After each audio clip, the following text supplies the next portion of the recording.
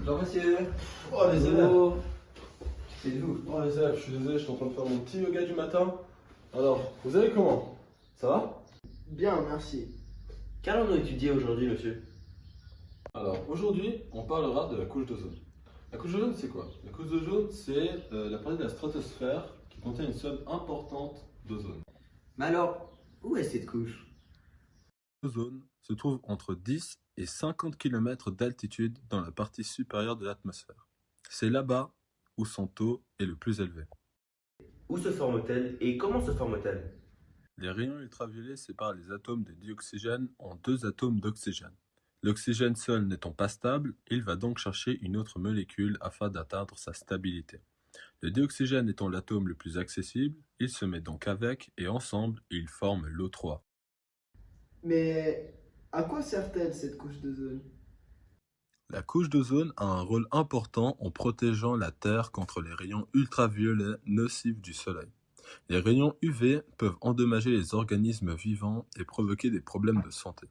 Il agit donc comme un bouclier envers la Terre. Sans celle-ci, la vie ne serait pas possible sur Terre. Et si un jour l'ozone était détruite, que se passerait-il?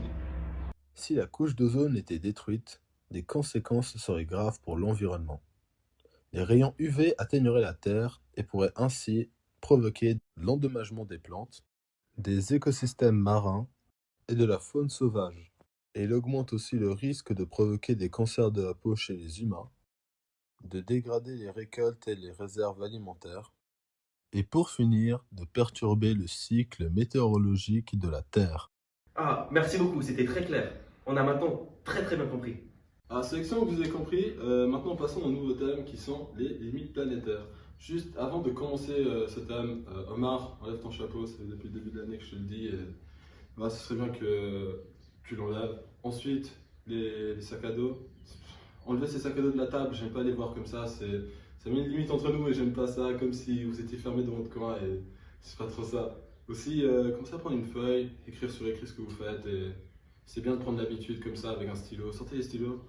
Et alors maintenant passons à l'analyse de la limite planétaire.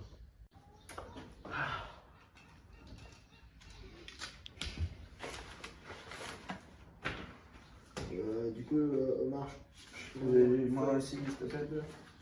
merci. Bon, du coup, monsieur, on peut commencer avec le nouveau thème, s'il vous plaît? Alors pour bien vous introduire ce que c'est que les limites planétaires, j'ai fait appel à un professionnel, donc accueillons-le. Professionnel, tu peux venir. Bonjour les jeunes, moi c'est le professionnel. Aujourd'hui, nous allons parler des limites planétaires. Au niveau environnemental, les limites planétaires désignent la capacité de la Terre à absorber les impacts environnementaux causés par les activités humaines. Par exemple, l'homme ne doit pas consommer plus de bois que les forêts ne créent en un an, sinon la limite est dépassée. Alors il faut faire attention à ne pas consommer plus que la Terre ne produit en un an. Votre prof vous expliquera maintenant comment la couche d'ozone se détruit. Les humains produisent des chlorofluorocarbures qui sont des gaz réfrigérants utilisés dans les industries du froid.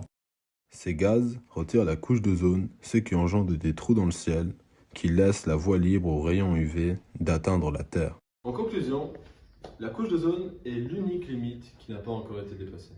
Et avec cela, j'ai quand même envie de vous faire comprendre quelque chose. J'ai envie de vous faire comprendre qu'il faut garder espoir.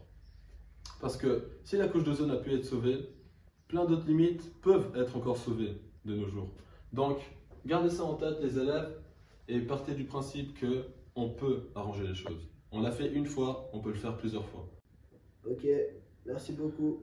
Au revoir, monsieur. Merci beaucoup, bonne fin de journée. Bientôt. Merci beaucoup les enfants, moi aussi j'ai beaucoup aimé ce cours. Maintenant il est temps pour moi de partir. Du coup, au revoir les enfants.